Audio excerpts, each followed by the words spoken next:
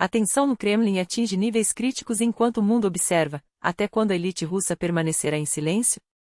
Vladimir Putin embarca rumo ao Alasca com promessas de diálogo, mas seus tanques não param de avançar. As forças armadas russas se preparam para um novo assalto, enquanto a máquina de guerra de Moscou acelera sem freios. Não é coincidência, o sistema está se mobilizando para uma nova leva de recrutamento forçado. Entre ataques abertos e sabotagens clandestinas, a Rússia golpeia o Azerbaijão, a Europa recua em suas promessas, e o Talibã avança sem piedade. Quem será a próxima vítima dos fundamentalistas? E o que mais está por vir? As notícias mais urgentes, os bastidores que ninguém mostra, estão aqui. Este é o Noticiário Nesta, a fonte mais rápida e clara para entender o que realmente acontece na Ucrânia, na Rússia, na Bielorrússia e no mundo. Sem rodeios, sem censura, com a informação que você precisa hoje. E a verdade é dura, Putin não tem nenhuma intenção de ceder. As regiões ocupadas de Zaporizhia e Kherson, conquistadas à força, são peças-chave em seu tabuleiro. Não há negociação possível. Segundo revelou o Washington Post, o líder russo considera esses territórios um corredor vital para ligar a Crimeia ao resto da Rússia. A suposta proposta de trégua, mal interpretada pelos americanos, não passa de uma cortina de fumaça. Moscou não oferece concessões, apenas um cessar-fogo temporário, tempo suficiente para reorganizar suas tropas e minar a resistência ucraniana. Para Putin, a guerra é a opção mais conveniente. Um acordo definitivo? Nem pensar. O que ele quer é uma pausa estratégica, uma trégua que permita realizar eleições na Ucrânia e deslegitimar Zelensky, rotulado há tempos como presidente legal. Enquanto o mundo discute a paz, os tanques russos não param. As provas estão nas imagens. O exército de Putin se reforça na linha de frente de Zaporizhia. Peter Andriushenko, especialista em ocupação, divulga fotos que não deixam dúvidas. Colunas de equipamentos militares e soldados são deslocados em massa para a região. É o maior movimento de tropas desde julho. Além disso, a artilharia pesada é transferida de Berdiansk para o norte de Donetsk. Os alarmes antiaéreos soam sem parar, e o aeroporto local paralisa suas operações. Cenário que se repete em cidades russas, graças às decisões de um só homem. Mas desta vez, a Ucrânia surpreende. Drones ucranianos batem recorde de alcance e atingem um novo alvo, a República de Komi, a quase 2.000 quilômetros da fronteira. Susnogorsk e Ukta, cidades antes intocáveis, agora estão na mira. E não foi por acaso. Em Ukta, um depósito de petróleo da Lukoil foi atingido. Ainda que sem danos graves como em Ryazan ou Novokuibyshels, o recado está dado: a guerra não tem fronteiras. Enquanto isso, o preço da resistência segue sendo pago em sangue. Em Odessa, 3 civis perderam a vida em explosões misteriosas enquanto nadavam. Um homem em Carolino Bugais, um casal em Zatoka, todos vitimados por objetos não identificados em áreas proibidas. Autoridades locais suspeitam de minas marinhas, detonadas a apenas 50 metros da praia.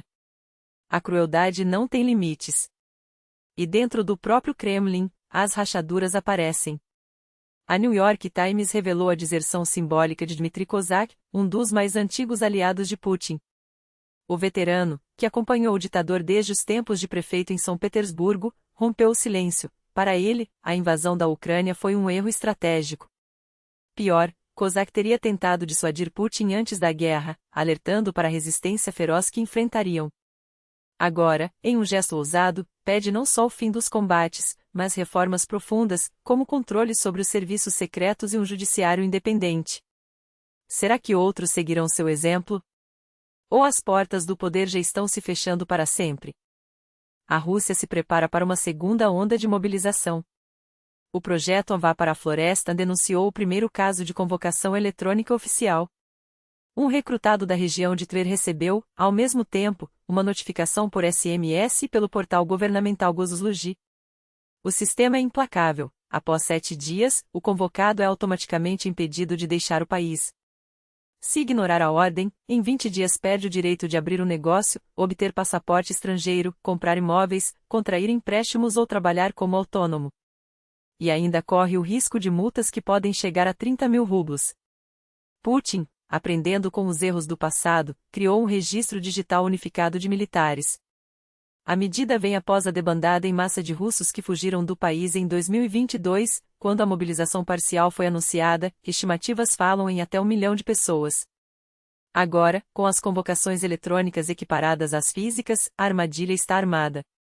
Os soldados contratados estão se esgotando, e o Kremlin se prepara para arrastar mais jovens à força. Será que desta vez a resistência será maior? Enquanto a Europa se divide, a Ucrânia sofre as consequências.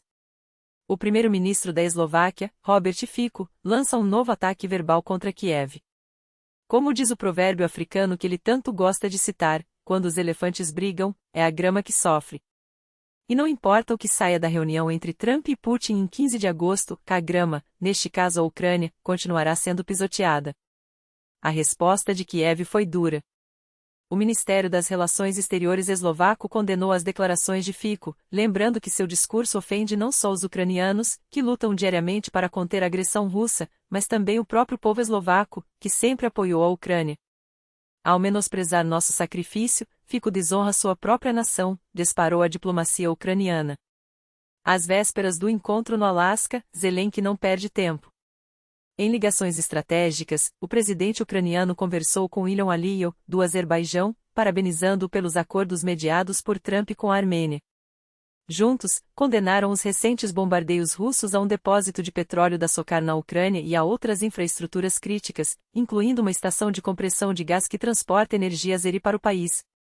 A mensagem foi clara: nenhum ataque russo impedirá a cooperação entre Baku e Kiev. Zelensky também falou com o presidente do Cazaquistão, outro alvo frequente das ameaças de Moscou. Os detalhes, como sempre, foram mantidos em sigilo. Mas uma coisa é certa: enquanto a Rússia avança, a Ucrânia tece alianças. E o mundo assiste, entre a indiferença e a cumplicidade. Oficialmente, Zelensky agradeceu a Tokayev pelo apoio inabalável à soberania ucraniana, um gesto que, mais do que protocolar, é um sinal de que as fronteiras da resistência se estendem muito além de Kiev.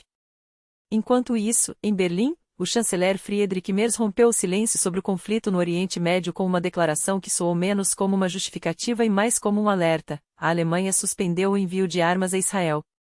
Não por falta de lealdade, afinal, 80 anos de apoio incondicional não se apagam da noite para o dia, mas porque algumas guerras não se vencem apenas com munição. Quando o preço da vitória se mede em centenas de milhares de civis mortos e no esvaziamento forçado de toda uma cidade como Gaza, até mesmo os aliados mais firmes são obrigados a repensar suas ações. Para onde irão essas pessoas? Questionou Merz, ecoando uma pergunta que a comunidade internacional insiste em ignorar. O que surpreendeu Berlim não foi apenas a escalada ordenada por Netanyahu, mas a fratura interna que ela expôs. Dentro de Israel, vozes influentes, como a do chefe do Estado-Maior, que duvida publicamente da sabedoria dessa estratégia, se levantam contra o premier. Centenas de ex-agentes de inteligência e segurança israelenses protestam nas ruas, um sinal de que a unidade, outrora intocável, está se desintegrando. Isso, claro, influencia minha opinião, admitiu o chanceler, embora o verdadeiro termômetro dessa crise possa estar nas ruas alemãs. Dados recentes revelam um país dividido. 2/3 dos cidadãos exigem que Berlim aumente a pressão sobre Israel, enquanto 54% apoiam o reconhecimento imediato de um Estado palestino.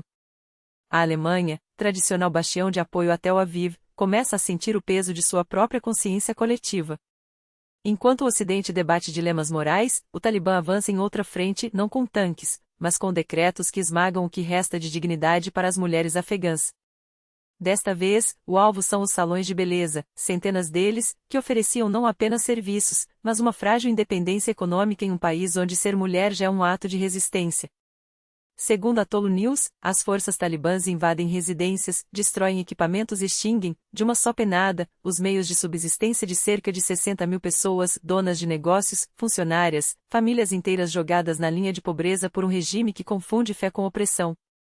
Não se trata apenas de mais uma restrição. É um golpe cerceador, calculado para apagar até a última centelha de autonomia feminina. O mundo assiste, mais uma vez, à repetição de um padrão: enquanto uns escolhem a guerra como linguagem, outros usam a lei como arma. E no meio desse turbilhão, resta-nos perguntar: até quando a indiferença será cúmplice? A história não perdoa quem fecha os olhos. Fiquem conosco, porque as próximas notícias podem depender de quão alto levantamos nossas vozes hoje.